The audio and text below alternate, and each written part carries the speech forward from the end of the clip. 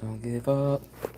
Just believe in all the things you do. Never got our hopes in the minute. You're gonna give them everything. Hopes. Baby got our hopes. Baby got our hopes in a minute. Gonna can't get the feeling. Baby got our hopes in a minute. Baby got our hopes. In a minute. Baby got them.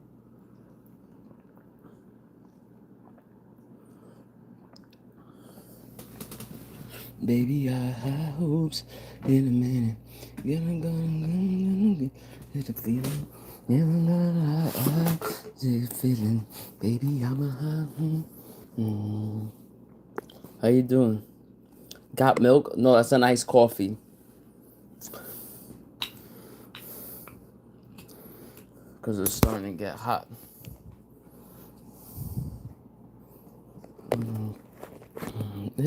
Wanted everything. Make it up. It's a little complicated. I'm sorry, I'm just getting wind of this now. I didn't realize this. He just picked this up. My client or the person? Yeah, him. Picked up an interference 2 days ago. That's what I'd like to revisit. Yeah, of course. So you were on felony probation for a very serious case, evading arrest in a motor vehicle, which carries up to 10 years in prison. Now you've picked up a new case. Greg. Not okay. I'm never getting by. You once again. Sleeping late at night. I'm not okay. I'm all now. Even when I'm leaving gone. Sleeping in that dirt. Don't forget, guys, to get your real ID. Deadline is approaching. May 3rd or May 3rd or May 5th, something like that. And 70 degrees. I know I can be the only one. So don't forget. How you doing?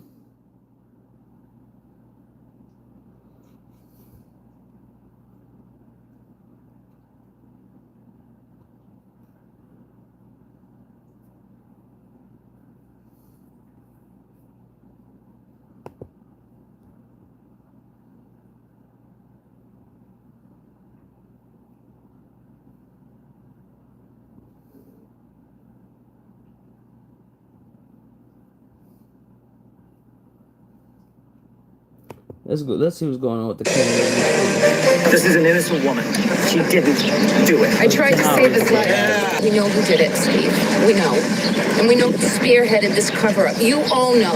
The idea that multiple police department, the medical examiner, and prosecuting agencies are joined in or taken in by a vast conspiracy should be seen for what it is, a desperate attempt to reassign guilt. So who killed Officer John O'Keefe? Well, Karen Reed's defense team went from we know who did it to we don't know. So we're asking how each side will handle Reed's conflicting statements at her retrial. Plus, a Green Beret is found dead and dismembered after trying to leave his wife. So how now will she defend herself against this murder charge? Plus, the forensic shoe waiting to drop in the death of Crystal Rogers. We're talking about how DNA testing on 2 mystery hairs could change her case. Also this hour, we're bringing you the sentencing of Tracy Nix, guilty of leaving her granddaughter in a hot car. And we're expecting a very emotional morning in court. It's all coming up next for you right here on Opening Statements.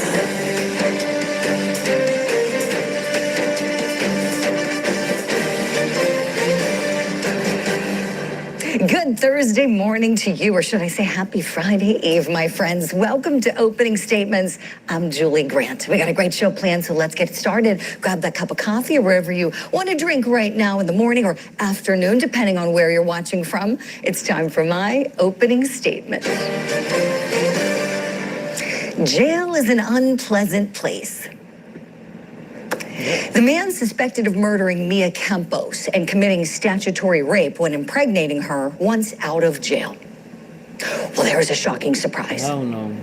But you know what's more unpleasant than jail? Keep him jail. Burying your beautiful 16-year-old daughter in her unborn baby boy. That's fucked up. Imagine the heartbreak and the agony the Campos family has been forced to endure.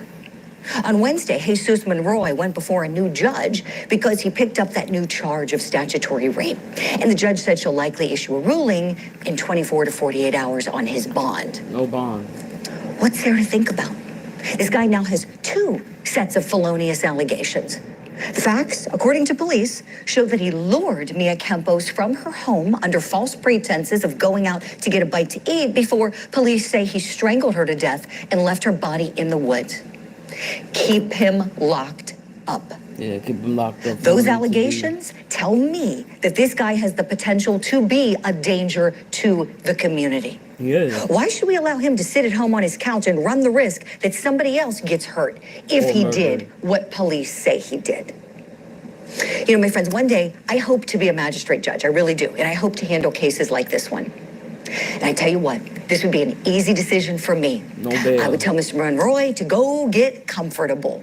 You're staying where we can keep an eye on you until your trial begins. And as this case progresses, let's continue sending love, light, and prayers for the Campos family for their loss. May their beautiful daughter Mia and her unborn baby Sebastian get the justice that they deserve.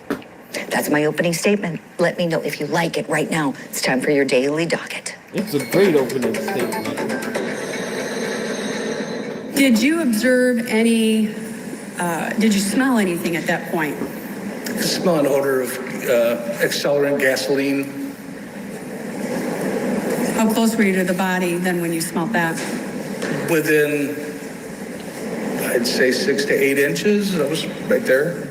That's not that far. In Michigan, trial for Linda Sturmer rolls on today. Court's going to resume at 9 a.m. Eastern. In California, closing arguments in the trial for Monica Sementilli. They start up at noon. And in Florida, we've got sentencing for Tracy Nix set for 8:30 a.m. Eastern time. If you remember her, she was acquitted of the crime of manslaughter in the hot car death of her 7-month-old granddaughter, Uriel. But she was convicted on a lesser charge. So we're going to take you there live once court is underway.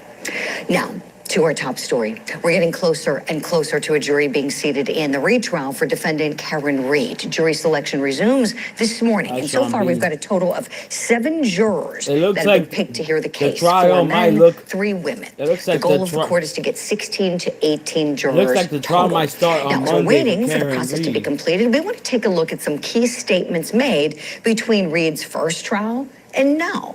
As we know, she's accused of hitting and killing her Boston police officer boyfriend, John O'Keefe, with her SUV in a drunken rage and leaving him to die in the snow. She and her defense team contend that someone else is responsible. They say it's a frame job, and they're trying to put forth a third-party culprit defense to point the finger at somebody else. Now, Karen Reed and her team have made multiple conflicting statements about who to attach. the third party or parties really are. It feels we're the only ones fighting for the truth of what happened to John O'Keefe. And me and my family and my attorneys and my team have marshaled every resource to get to the truth. It just feels like no one else wants it. Karen, just be clear, you didn't do it. We know who did it, Steve. We know. And we know who spearheaded this cover-up. You all I don't know. want to get too upset. If John was beaten up and attacked in that house, who did it? We don't know. We don't know. We don't know. And it's not for us to know. Somebody other than Karen. Somebody other than Karen is responsible for that, for the killing of John. We're solely seeking to introduce the crux of a third-party culprit defense, which is evidence of motive, opportunity, and means.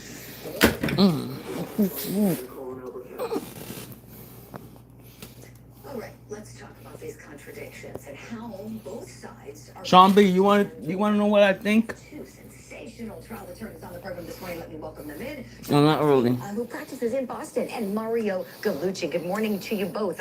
Two defense heavy hitters now. Do you guys really want to think what I think about Karen Reed?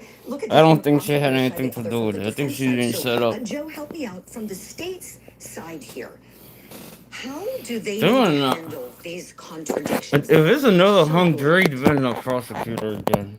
Well, it's not a matter of handling them, right? It's now the ability and the opportunity to make use out of them.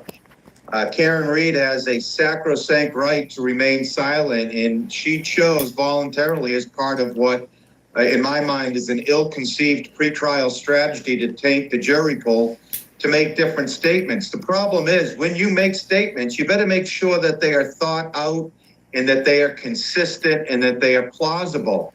It's just the opposite of what we've seen. A lot of her statements have been replete with contradictions, and probably most compelling and of most use to the prosecution is they've been admissions. So I think they've actually gifted these statements to the prosecution that I don't think it's just a treasure trove of information that they're going to make use of at trial. Joe, well said. Mario, help me out. On the defense side, how do they manage this? So Joe's right. You know, she did not testify at the first trial. Oh, yeah, so it gave the ability for the defense in the second trial to basically put whatever defense they would like forward. But in the same vein, you know, letting her go out and make all these admissions and statements now prevents you from maybe putting her back, putting her on the stand this time. And what is the proof that you have that any of this happened? I think they opened up a cornucopia of evidence that they'll be allowed to use at this trial, and I don't think it was helpful at all. He wants to buy I am in agreement with you, Mario. We have a couple more clips I want to show you both of some contradictions, and this going to the ultimate issue, whether she hit John O'Keefe. Let's take a look. During your first discussions with Karen, did she believe she may have hit John? No. She felt she struck something. She said, Dad, I think I struck something. I said, what do you mean? Right? This was in the hospital. Right? She says, I remember, all right, backing up and hitting something. So did you drive your car into John? So technically, Amazon I did not drive my car into John. Didn't reverse it. Not stream service, but similar to. Did not hit John with my car.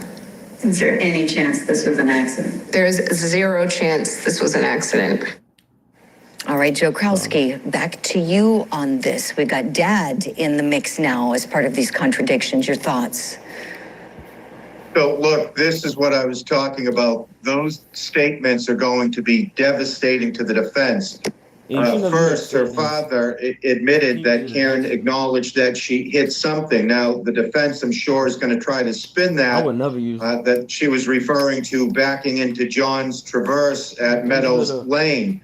Unfortunately, even the ARCA experts called by the defense conceded that that low impact backing into the Traverse could not have caused the damage to the taillight. And I also noticed in pretrial motions leading up to that, the Commonwealth has retooled their prosecution and is set to present expert testimony that the two cars didn't line up, so that wasn't the cause of the damage to the taillight. Also, the statement that she didn't put the car into reverse is belied by the event data recorder. Now, look, witness testimony is fraught with contradictions and human frailties, but event data recorder is pretty solid evidence. So it's another example where Karen Reed either contradicts herself or contradicts the forensic evidence. Neither one is helpful. Ice cream cake. You're right, Joe. And as you and Mario both know, there have been so many contradictions that she's put out into the public realm. We just don't have enough time in this segment to play them all. Mario Gallucci, what I want to ask you, please, looking at this from the defense perspective, I'm so curious. If you were trying this case and representing Karen Reed, what defense would you go with for her?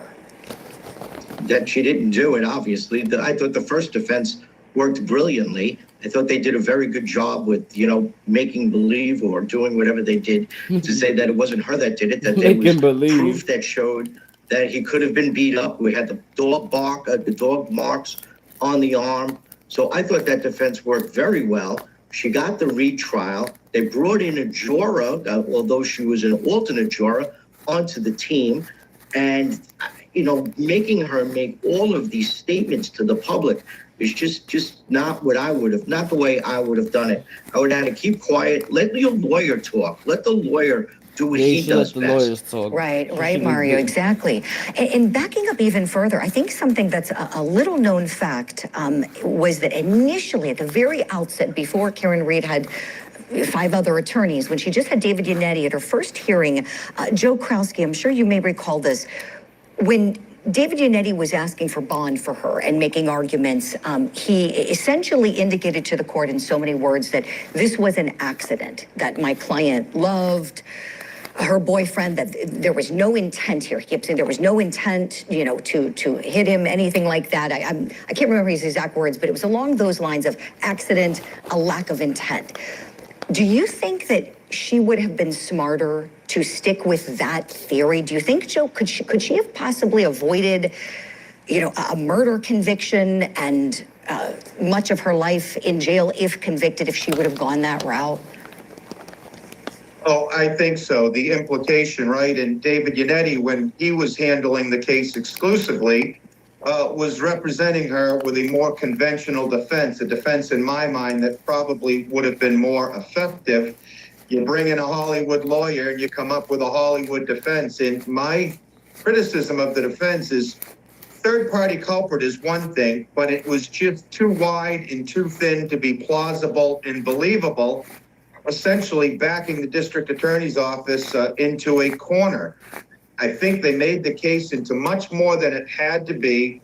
I would have tried it conventionally, pointed out deficiencies in the investigation and the evidence collection, and made use of a much more traditional defense. And I think they would have been better served doing that. What David Yannetti did, making that statement on behalf of his client, is the way you can do it. It's the way you can get your story out there, and you can get statements out there from your client without your client waiving his or her Fifth Amendment right to remain silent and not give testimony against herself. Right, Joe. Yeah, I often think about that because it was a clip that hasn't really been widely shared, but I've seen it, and terrible accidents can happen. And it seemed that was the way David Yannetti wanted to go with this. Now, Joe, if she's convicted of the top count, which is second-degree murder, not first-degree, so for our friends at home, no premeditation is needed here. Joe, is there a mandatory attached with that charge or any of the other ones? Oh, in Massachusetts, second-degree murder carries a life sentence. The only distinction between first-degree and second-degree is that one is parole eligible between 15 and 25 years. Second-degree murder, for your viewers, does not even require a specific intent to kill. It could require as little as a specific intent to do an act which creates a plain and strong likelihood that grievous bodily injury might result. So yes, the minimum mandatory sentences and the potential penalties are significant.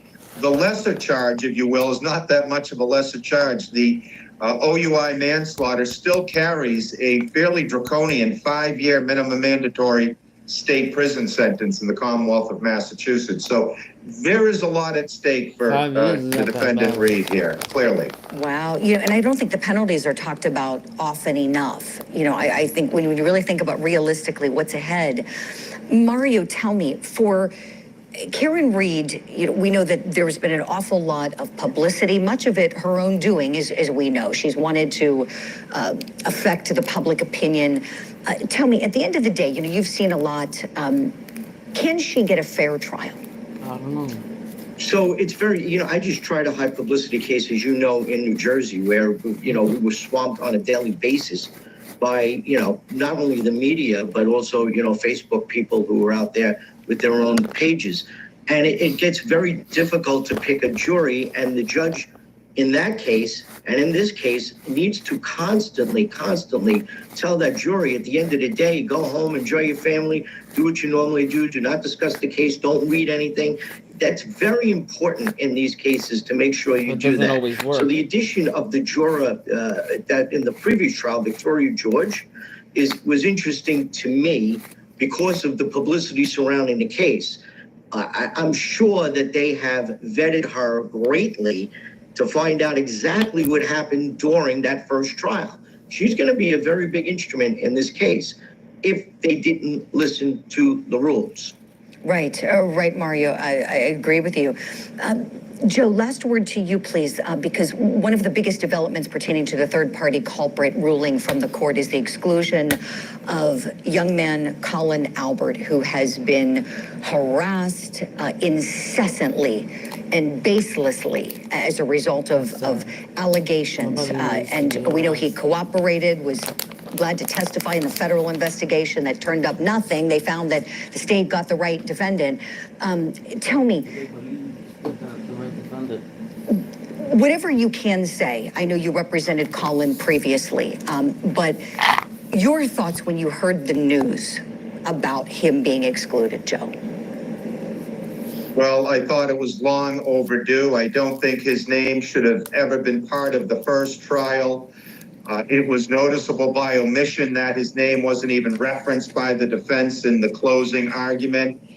He is a terrific young man that's been through a lot, and I think that Judge Canoni's ruling, excluding any reference to him as a potential third-party culprit, was in a sense vindication. Now, look, people are still going to say what they're going to say, and there's been a lot of damage done to this young man, but he's a young man of character and fortitude. He really has been exploited and victimized, but he's going to survive. He's doing well. He sure is. He's got the ability to file a lawsuit now. I'm watching for that to happen, as you know. We have to leave it here for now. Mario, you were able to come with us. We thank you for that. Joe Krauski, we have to let you get off to court. Thank you so much, and we'll see you soon. Still to come here on Opening Statements. I'm working very hard on bringing justice for my daughter, and I feel this whole town that I live in wants justice just like me. And it is coming. It is going to happen. New DNA is being tested in Crystal Rogers' murder case 10 years after she went missing. But first, a Green Beret allegedly murdered by his wife when he was trying to leave her. Now, we've got his girlfriend speaking out.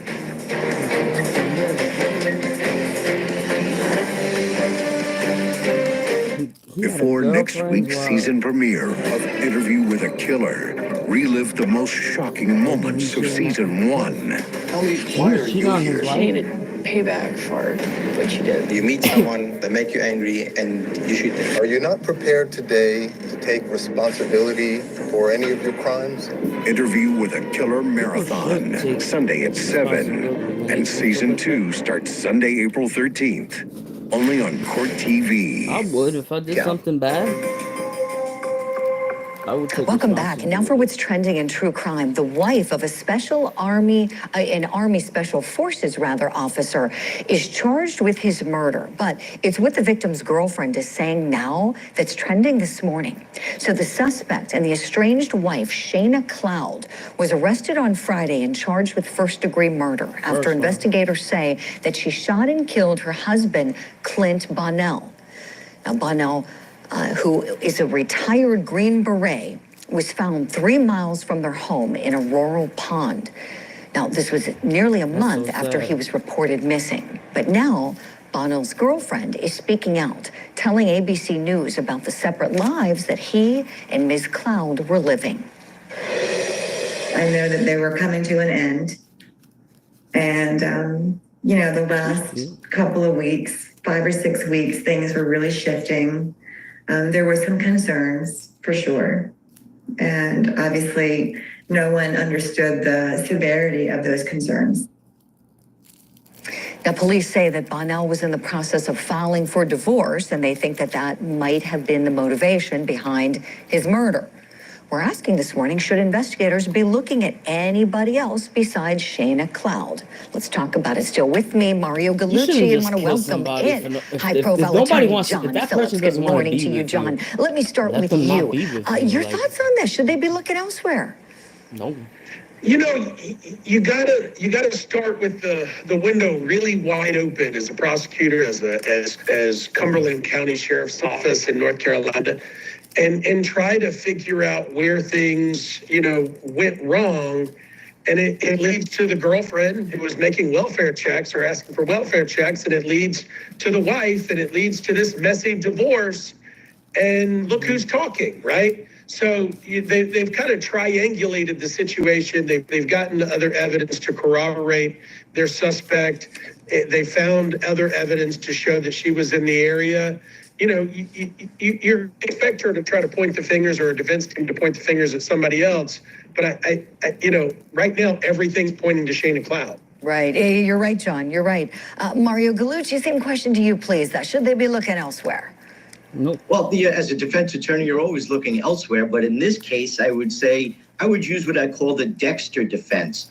The body was found dismembered 3 miles away in a pond. That is not something that a woman can easily do to a Green Beret. So the allegation is that not only did she kill him, but she dismembered him and moved him over 3 miles. So it's a Dexter defense. I want to know how they're going to be able to show that she was able to do that. And from what I've read so far, there's been no forensic evidence found at the scene to indicate that that was done. So it's going to be a very interesting trial. Very interesting. Yeah, you're right, Mario. So there's more coming from Clint Bonnell's girlfriend this morning. Take a listen to what Kelly Edwards told ABC News about how Bonnell appeared the day before he went missing. He was really exhausted that day. He had been kept up the night before. You could tell he'd been through a lot. He was just a jovial, happy human. And he was really looking forward to his next part of his life, closing a chapter, coming out of the Army after 20 years. All right, so we have some more details into the investigation, and in particular, why they like Shayna Cloud for the homicide. So she told police she last saw Bonnell on January 27th. He was reported missing on the 28th. Forensic investigation led to police obtaining search warrants for her car, her rental property, and her cell phone. And we also know, as mentioned, that Bonnell was planning to divorce Ms. Cloud. And so finally going to break that tie. Now, Ms. Cloud was denied bond on Monday. She's due back in court for her next hearing on April 17th. And so we're wondering, it's going to be the best defense strategy for her. Mario Gallucci, let me start with you here, please. So as I explained, this is clearly going to be a Dexter defense. We all know the TV show Dexter, where he plans out a murder and he's able to dismember bodies and to dispose of them. You're asking a jury to believe that this young woman was not only able to take over a retired Green Beret, but then dismember his whole entire body and move him 3 miles. I have seen no forensic evidence. I know that they have warrants for the car. You would expect to see some of his DNA in the car. You may, to dismember a body and move it 3 miles would be very, very difficult for this woman to do by herself without leaving any evidence. And so far, we've seen no evidence of that. Mm-hmm. I love what you're saying, Mario. The Dexter defense. I love that. And, by the way, what a small world it is. So M. William Phelps, one of our guests who's been coming on the program recently, we love him. He consulted on the show Dexter. He's a really accomplished author, a true crime writer, and podcaster. So cool stuff with that.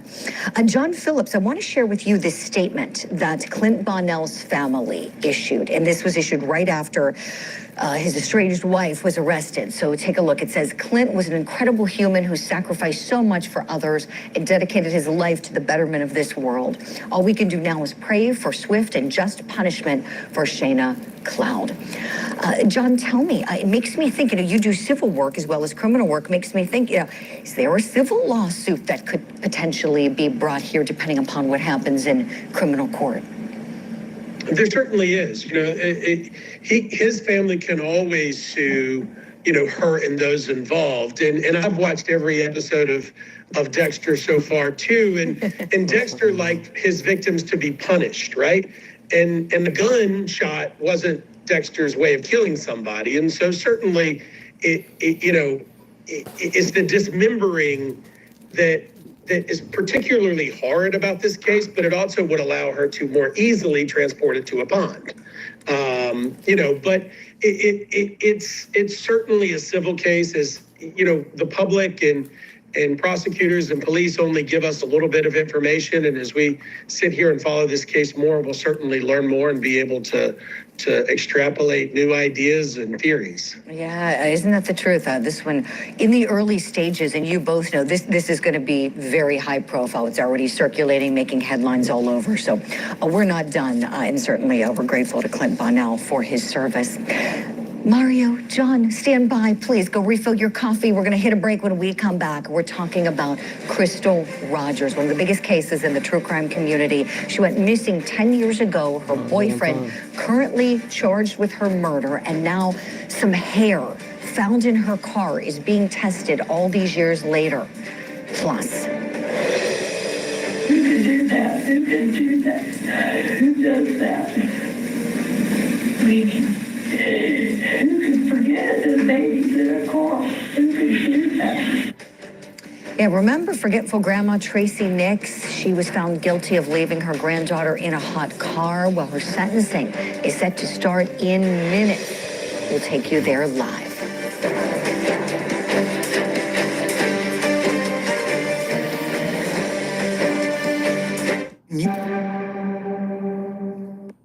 I'm working very hard on bringing justice for my daughter, and it is coming. It is going to happen. What do you think happened?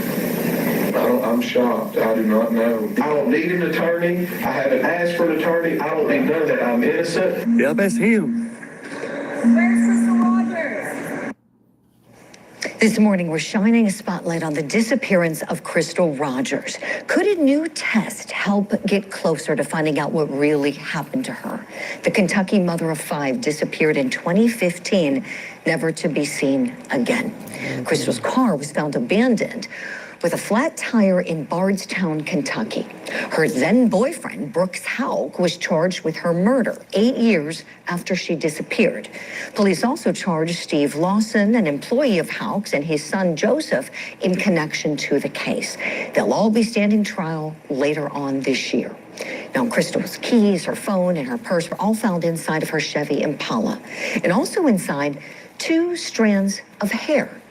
So now authorities are testing those hairs, and we're wondering what we could possibly learn. We're so pleased to welcome back on the program forensic death investigator, professor, and the host of the Body Bags podcast, Joseph Scott Morgan. Professor Joe, good morning and welcome back. Talk to us, if you would, please, about what you think we can possibly glean from this new testing. The most important thing, Julie, by the way, thank you, my friend, for having me. The most important thing I think that pops up in this is that they've already said that these 2 hairs do not belong to her. And that's rather intriguing, isn't it? So for me, they've already gone some distance in assessing the hair. And, we can actually, in forensics, we can actually assess the morphology of the hair without using it up to, for lack of a better term, relative to DNA testing. So you can go in and look at hair, and Crystal obviously had probably dyed hair, this blonde hair. We can pick up on that. We can look and see how long it's been since her hair was treated, for instance, relative to the growth of the hair. And we can eliminate perhaps her from this, just simply based on morphology. The key here is that any other actors that are involved in her disappearance, particularly those that are outside of her immediate circle, let's say if it's a known associate of one of the other people that was in the car, you would not expect their hair to be in there. And so that's left me very intrigued about this. I've actually covered this case on my podcast, Body Bags, back in May. And as well as not just Crystal, but the death or the murder of her father as well. Right. I wanted to ask you about that, and it's an excellent episode you did. I listened to it, Joe, and anybody interested in the case should listen to it as well. Tommy Ballard, Crystal's dad, as you know, was her biggest champion and trying to find whomever killed her. And then he's killed, and we still don't have answers with his case, do we? No, we don't. And, you know, the really horrific part to Tommy's murder is the fact that, you know, you got a grandson that's going out with his papa to go hunting, all right? And this was actually done with grandson there. Just let that sink in just for a second, how cold-blooded this is. And the other thing is they were out on his property, and it is, in order to set up a hide, like if you're going to snipe somebody, that would require you to have intimate knowledge of, first off, the path that he might take, heading off into the woods.